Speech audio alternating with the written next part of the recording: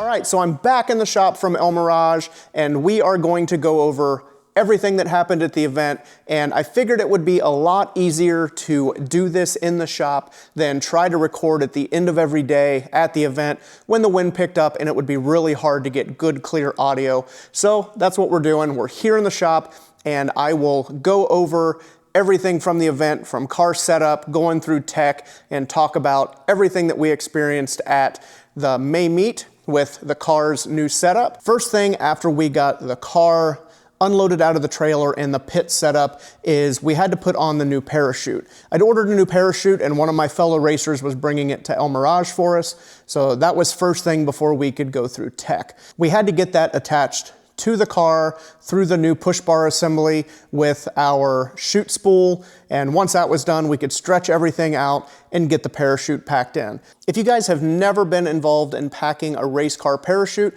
this is very tedious as you want to pull the parachute all the way out, make sure all of the tether lines are completely straight and untangled, and then we fold up the chute itself. Starting at the front of the car, we would slowly pack in the tether lines, again, ensuring that they're not getting tangled or bunched up. So we would lay those in vertical lines, stacking the tethers next to each other, and somebody would follow up with the chute.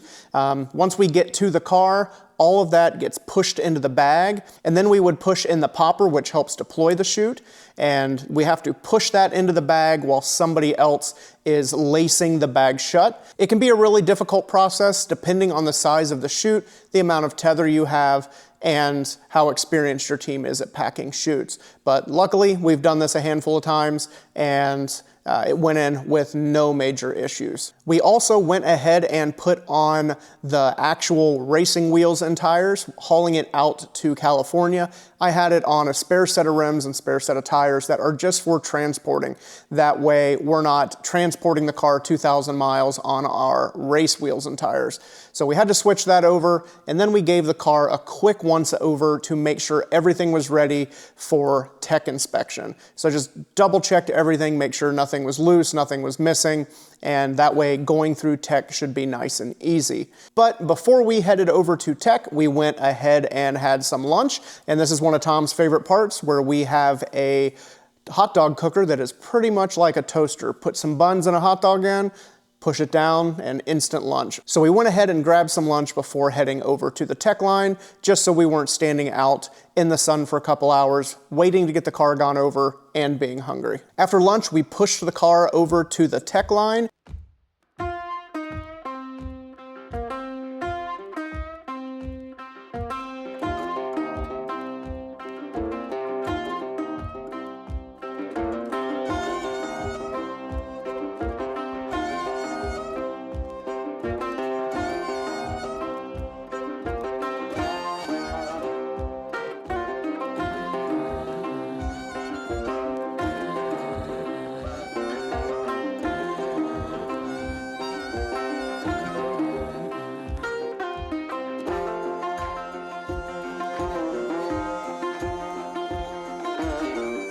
And tech can be very stressful because the tech inspectors are making sure that we followed at least the minimums mentioned in the rule book for safety equipment like our helmet, our Hans system, gloves, fire suit, shoes, and everything that pertains to the speeds you're running in the classes you're in.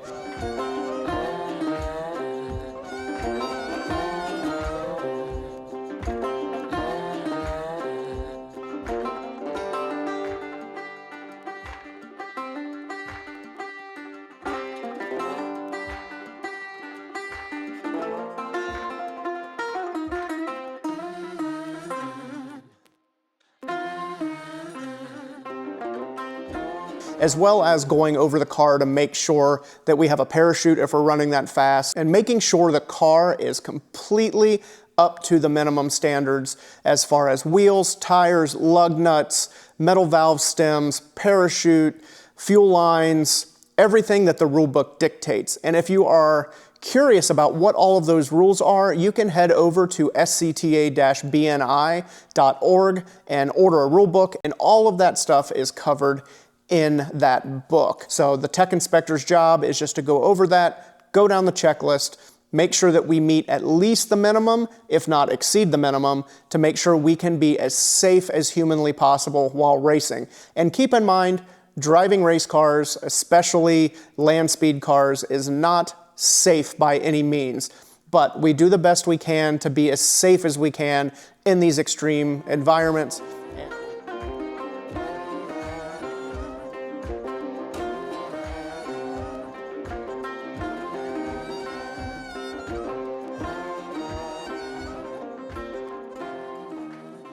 After the car was inspected by our 2 tech inspectors, the main first responder came over, and they are trying to implement a new protocol where they take a bright colored tape, in this instant it was pink tape, and they mark the cage where it can be cut in the unfortunate case that the cage has to be cut off to get a driver out. So I wanted to set a good example, especially being a tech inspector.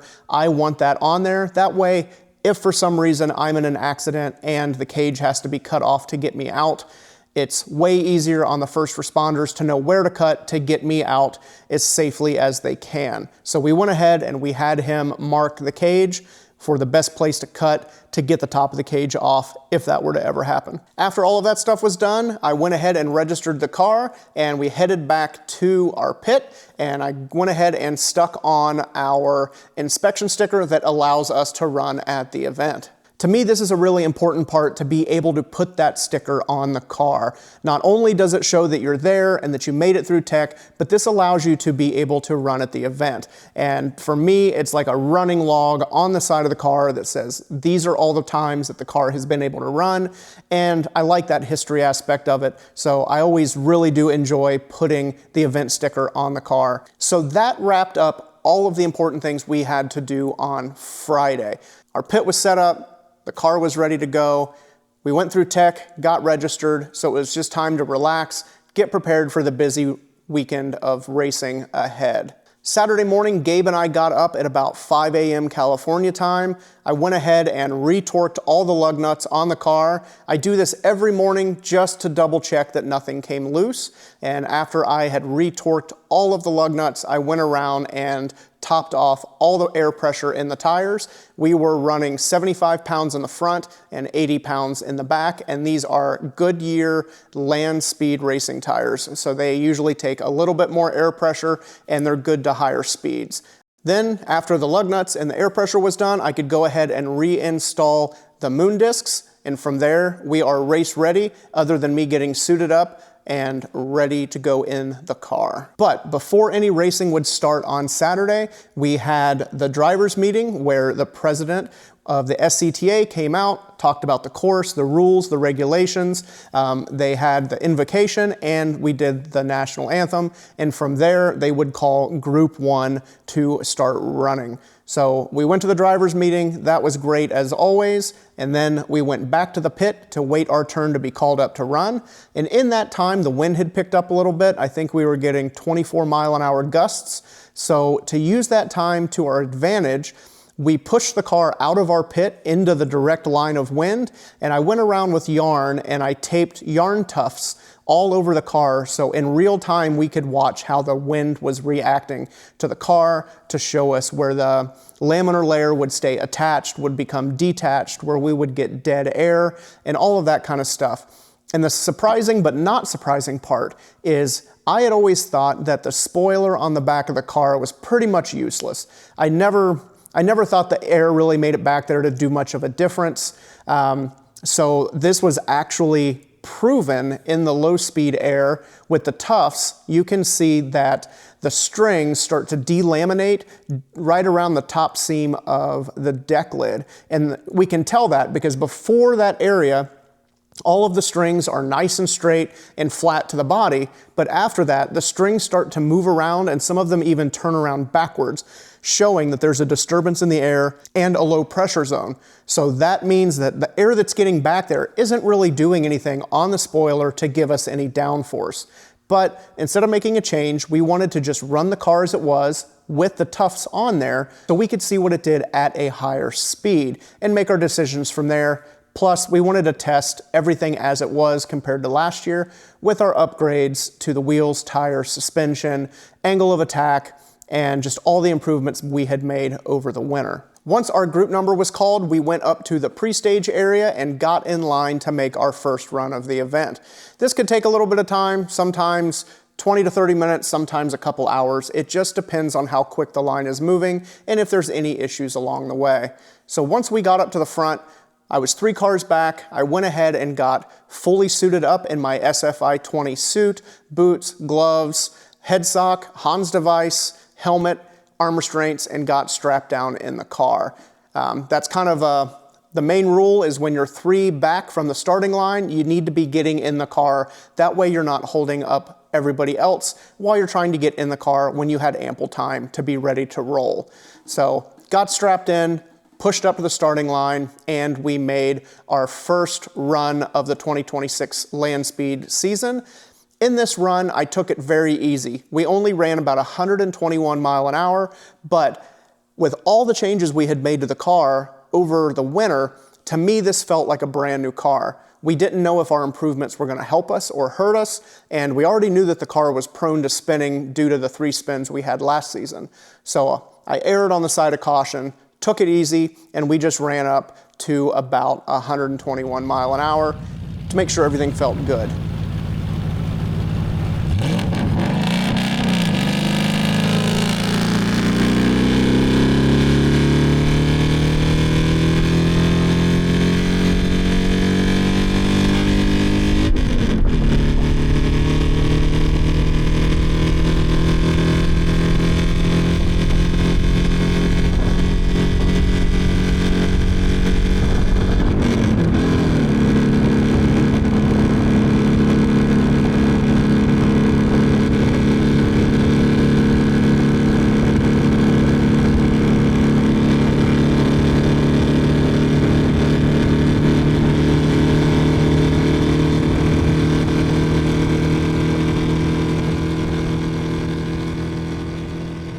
The good thing is that everything felt great. It felt like I had a lot more traction and control on the car, even at that slower speed run. Last year, as soon as I came off the push truck, the car wanted to move around a lot and it felt on the verge of being unstable. This year, as soon as I came off the truck, it felt very stable, and the car does hunt a little bit on the surface of the dirt, but that's just to be expected. It just moves around a little bit, but it felt very much in control and extremely stable. On the next run, we had planned to run quite a bit faster and just go up in increments to make sure we're not biting off more than we can chew in a single run. So, we were gonna run a little bit faster, and then our third run a little bit faster from there, and just keep building that up and making sure the car handles good at the new speeds we're achieving. We were only able to get 1 run in on Saturday, and that was okay with me because it was very windy when I made the first run, and that was one of the other reasons that I ran a little bit slower, is fighting a 24 mile an hour diagonal crosswind or a countering tailwind. Can be really challenging, and I didn't really feel comfortable going a whole lot faster than that with those sudden wind gusts, because those did try to push me off course a few times. So we were all right with only running once on Saturday, and the plan was to get after it Sunday morning. So Sunday morning, same as Saturday, I got up at about 5 a.m., went ahead and checked the torque and the tire pressure on the wheels and tires again, just to be double sure that everything was where I needed it to be to help aid in a successful run. From there, we went ahead, pushed back to the starting line, and luckily for us, since we didn't run in Group 2 on Saturday, they were still running Group 2 on Sunday, so we were actually one of the first 2 runs off the line Sunday morning. With that run, we had decided to take the spoiler off, so no spoiler on this one, just to see if it made a difference between our first run and our second run. The second run that we did on Sunday morning, we went ahead and pushed a little bit harder, and we ran 164 and some change. And again, the car felt great. We had less quartering wind, so the car felt better on course. Traction was good, controllability was good, and I felt very confident. And I even noticed what felt like a little bit more downforce with taking the spoiler off. So I think that is the best thing we can do for our body shape, is leave the spoiler off and see what the car wants to do at even higher speeds. The second run went so great, we went back to our pit and we packed the parachute again to prepare for round 3.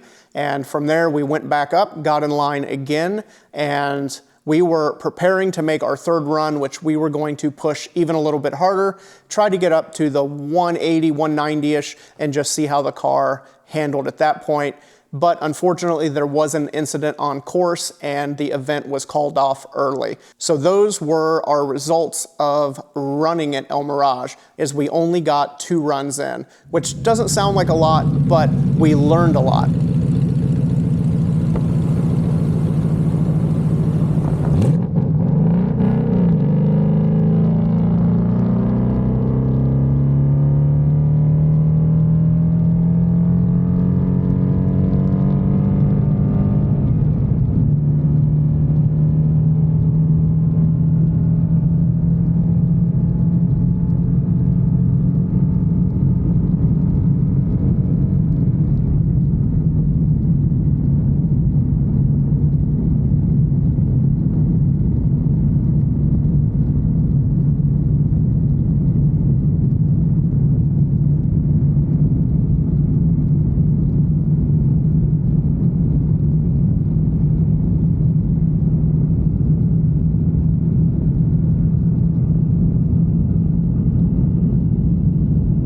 We were able to feel how the car handled better, and the most important thing is we can go back and look at the data logger. So we can pull that data up off of the Haltech setup, and it will show us our undriven wheel speed, drive shaft speed, GPS speed, and pitch, roll, and yaw on all of the corner sensors. So it's going to show us how the car actually handled during each run, which is so valuable. And that's why I'm not too worried that we only got 2 runs in. 2 runs are better than no runs. The car felt good. We have some data to work with. The car's in one piece, and now we can move forward preparing for Bonneville. So what does the rest of the 2026 land speed season look like for us and our program? The MGA is pretty much ready to roll. There's just a few little things that I'd like to do to make things easier and give me a little bit more peace of mind. The front tires on this car are a little bit older, and I'm just gonna go ahead and get those replaced, especially with some of the tire issues that have been going on at Bonneville running a little bit older of a tire. So I'm gonna order those, get some new front tires put on the car, and pretty much I think I'm just gonna jack the back end up a little bit, maybe add another inch on rear ride height to get us a little bit more angle of attack just for those higher speeds. And I just wanna recalibrate all of the data logging stuff. So I'm gonna have Haltech come up and go through and make sure that I'm interpreting the information correctly and that everything is set up the way I think it is, just to kind of verify that I'm understanding what I'm seeing. And they can teach me if I'm seeing it wrong, that this is how things operate, this is what you're seeing, this is what the data shows. I just want to make sure that I'm on the same page and can comprehend what the car is trying to tell us so we can make improvements as need be. And that's pretty much all that's going to have to be done to the MGA. But we're going to pull the gas modified Roadster out of the office, get it up on the lift behind me, pull the belly pans off. We have to do new front and rear main seals to stop a little bit of oil weepage we're getting, run the valves. If I've got time, I'm gonna put the new intake on that I had designed. But if we end up doing that, it's not just simply bolt the intake on and run. We're gonna have to come up with new throttle linkage, some new fuel lines, and I'll have to build a new hood to accommodate the larger intake and the 2 carburetors. So a lot of that's gonna come down to time frame. And right now, you're probably thinking, oh, Speed Week's not till August, you have plenty of time.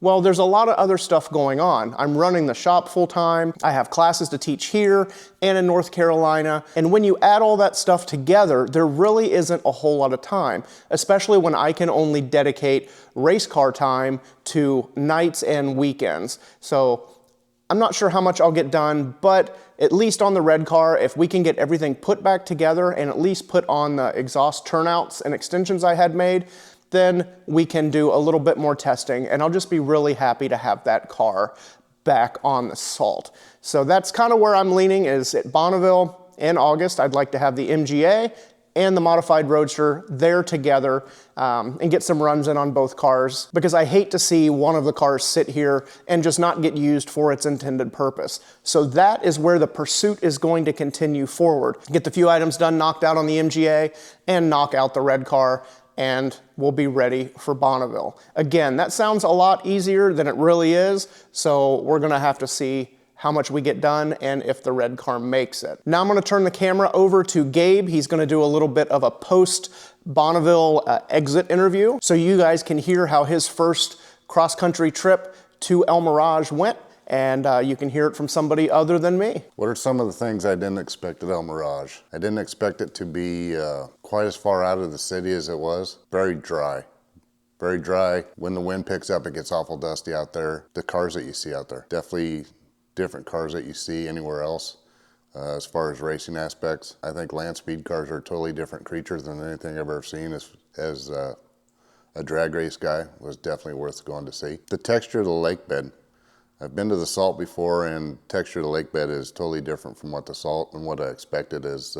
Almost looks from where I'm from like a dry mud puddle that gets super hard to run on. Would I go again? And yes, this is my first time, so how I wound up going is follow Mike on social media and seeing that he just kind of threw out there maybe if somebody wanted to ride along as a co-pilot, hit him up. So I hit him up, try new things. Like I said, I've been to the salt before, so I wanted to see what the other one in America was like.